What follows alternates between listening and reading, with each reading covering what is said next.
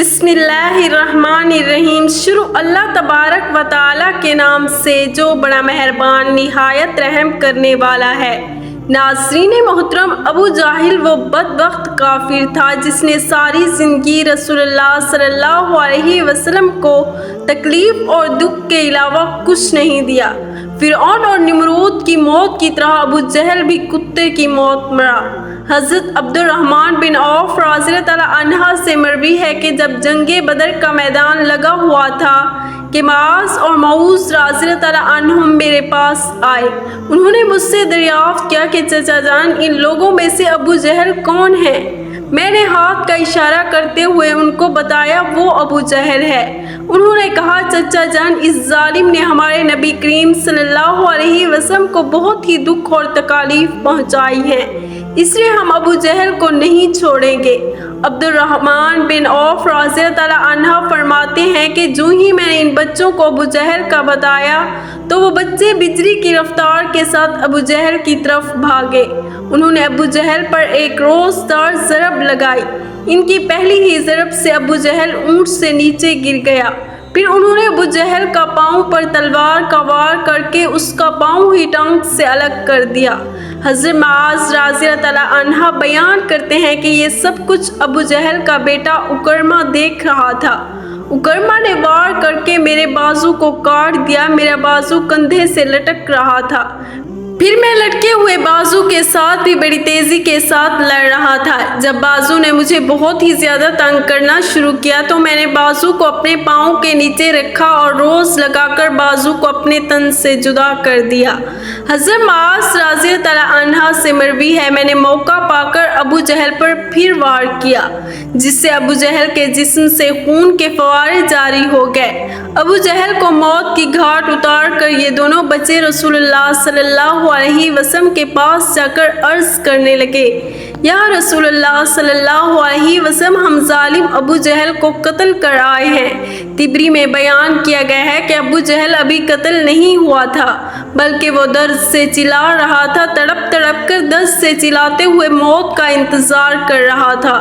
جب جنگ بدر ختم ہوئی تو رسول اللہ صلی اللہ علیہ وسلم نے تمام صحابہ کرام کو حکم جاری کیا کہ ابو جہل کو تلاش کیا جائے۔ سب صحابہ کرام ابو جہل کی تلاش میں مگن ہو گئے۔ حضرت عبداللہ بن مسعود رضی اللہ عنہ ان میں شامل تھے۔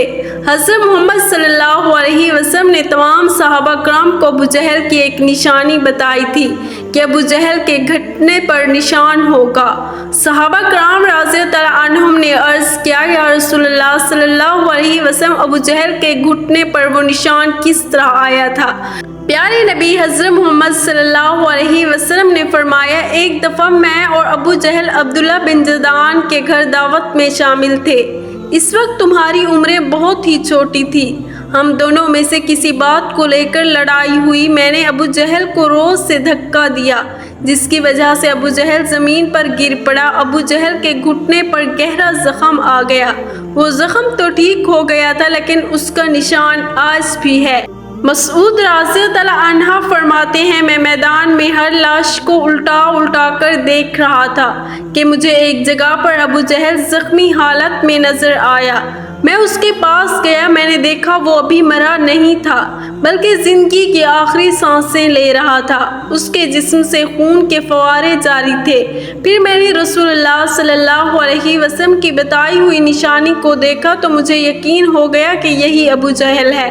میں نے اس کی گردن پر اپنا پاؤں رکھ کر اس کو روز سے گھسیٹا تو درد کے مارے اس کی چیخیں نکل پڑی۔ میں نے ابو جہل سے مخاطب ہو کر کہا، اے خدا کے دشمن، اللہ تبارک و تعالیٰ نے تجھ کو ذلیل و خوار کر کے رکھ دیا ہے۔ ابو جہل مجھ سے کہنے لگا، اس میں ذلت والی کیا بات ہے؟ میں تو اس آدمی سے بدلہ لینے کے لیے یہاں آیا ہوں جس شخص نے تم لوگوں نے قتل کر دیا ہے۔ اس نے مجھ سے دریافت کیا کہ بتاؤ اس جنگ میں فتح کن کی ہوئی ہے؟ میں نے کہا کہ اس جنگ میں فتح اللہ تعالیٰ کے سچے رسول اللہ صلی اللہ علیہ وسلم کی ہوئی ہے۔ پھر اس نے کہا، اے ابن مسعود، چرواہ ہے تو بہت ہی اونچی جگہ پہنچ گیا ہے۔ دوسرا قول یہ بھی بیان کیا گیا ہے کہ حضرت عبداللہ بن مسعود رضی اللہ عنہ نے بیان کیا ہے کہ میں نے ابو جہل سے کہا کہ تیرا قاتل میں ہوں۔ ابو جہل نے کہا نہیں، تجھ سے پہلے مجھے کوئی اور قتل کر گیا ہے۔ ایک قول یہ بھی بیان کیا گیا ہے کہ جب ابن مسعود رضی اللہ عنہ ابو جہل کے سینے پر بیٹھ کر کہنے لگے، اے اسلام کے بدترین دشمن، تم تو فرعون سے بھی زیادہ بدبخت نکلے ہو۔ فرعون نے بھی مرتے وقت اپنی غلطیوں کو مان لیا تھا کہ میں غلط تھا، لیکن تم تو مرتے ہوئے اسلام کے خلاف بکواس کر رہے ہو۔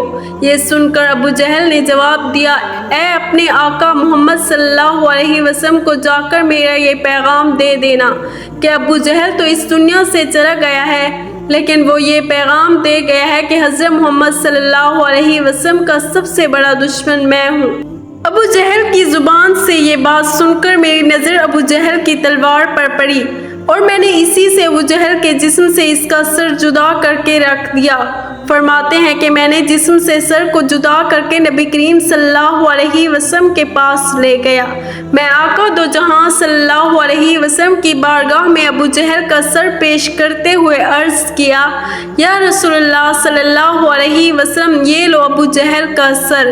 رسول اللہ صلی اللہ علیہ وسلم نے فرمایا کہ قسم ہے اس ذات کی جس کے قبضے میں میری جان ہے، بے شک یہی ابو جہل کا سر ہے۔ پھر آپ صلی اللہ علیہ وسلم نے ابو جہل کے سر کے پاس کھڑے ہو کر فرمانے لگے، یہ کافر ابو جہل اس امت کا سب سے خطرناک اور ظالم فرعون ہے۔ ہر امت میں ایک فرعون ہوتا ہے، جبکہ میری امت کا فرعون ابو جہل ہے۔ اللہ تعالیٰ کا لاکھ لاکھ شکر ہے، یہ بدبخت ہلاک ہو گیا ہے۔ روایت میں اس طرح بیان کیا گیا ہے کہ رسول اللہ صلی اللہ علیہ وسلم شکرانے کے نفل ادا کیے تھے۔ رسول صلی اللہ علیہ وسلم کے فرمانے پر ابو جہل کی لاش سر اور قریش کے 24 سرداروں کو ایک کنویں میں پھینک دیا گیا۔ اس کے بعد رسول اللہ صلی اللہ علیہ وسلم 3 دن میدان جنگ میں رہے اور جاتے ہوئے اس کنویں پر بھی گئے تھے۔ جب کفار مکہ کی لاشیں پھینکی گئی، آقا صلی اللہ علیہ وسلم نے کنویں پر کھڑے ہو کر قتل ہونے والوں کو یہ فرمایا، اے کنویں میں پھینکی گئی لاشوں، کیا تم نے اللہ تعالیٰ کے وعدے کو پورا ہوتے ہوئے پا لیا ہے؟ اللہ تعالیٰ کا وعدہ سچ ثابت ہو گیا۔